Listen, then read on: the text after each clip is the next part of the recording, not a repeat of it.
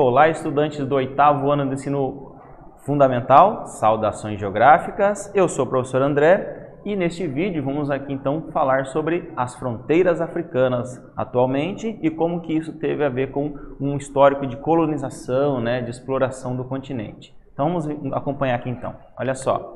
Então, perguntas aqui norteadoras. Vocês sabem por que a África então, ela foi dividida, né? E quem que dividiu esse continente? Essas consequências então da divisão, vocês sabem então citar alguma dessas consequências, né?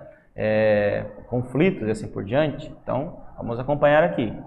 Olha só, as fronteiras africanas então, olha aqui, o continente africano teve grande fragilidade, né, dos estados nacionais ali, né, devido então a esses choques sociais, políticos e culturais devido à divisão do continente por países estrangeiros, né, por impérios como a Inglaterra, Portugal e assim por diante, a partir aí do século XVI.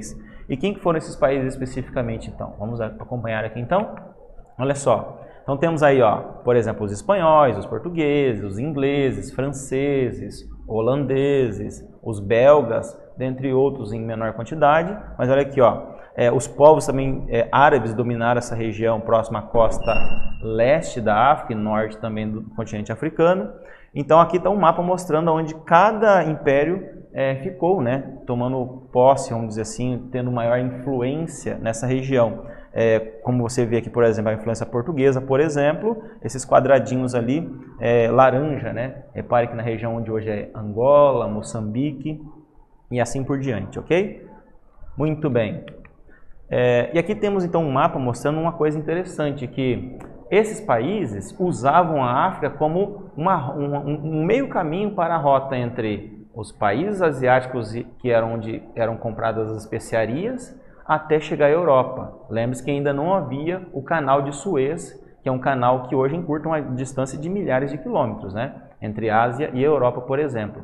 Mas antes tinha que passar pelo sul da África, né, e contornar todo o continente. E por isso, então, que era importante, né, manter colônias no continente africano. Então, esses países colonizadores como Portugal, né, Espanha e Inglaterra, por exemplo, faziam isso. Então, repare aqui, então, que após isso, então, os países começaram a ter interesses pelos recursos minerais no próprio continente africano. E no caso, olha só, ouro, platina, fósforo, urânio, o cobre, carvão, dentre outros. Então, repare então que eles começaram então a colonizar esses países para a exploração e exportação para os países colonizadores e assim por diante, ok?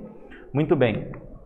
E aqui então está mostrando, olha só, diante dessa realidade, né, os entrepostos comerciais implantados na África já não atendiam então esses interesses europeus, estando então tentando se apropriar então, né, desse continente, né, de modo geral.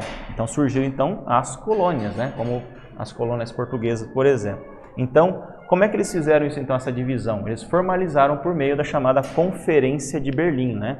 Então aqui temos um outro slide mostrando essa charge aqui que ilustra a chamada Conferência de Berlim, que é basicamente o seguinte: os países colonizadores, em uma reunião na Europa, dividiram o continente africano, mas tem um porém, não levaram em conta a própria opinião dos povos africanos, né? Então dividiram etnias, separaram povos, né, que antes conviviam bem e colocaram juntos povos que não conviviam bem. E isso então gerou e gera problemas, conflitos até os tempos atuais.